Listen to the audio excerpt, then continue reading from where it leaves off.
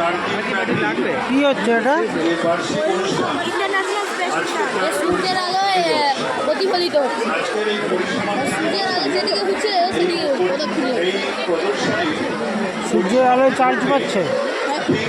এটা আমি সূর্যের আলো থেকে এরা বিদ্যুৎ উৎপাদন করে এই সৌর আজকের প্রদর্শনী বন্ধ করা হবে। যারা মডেলে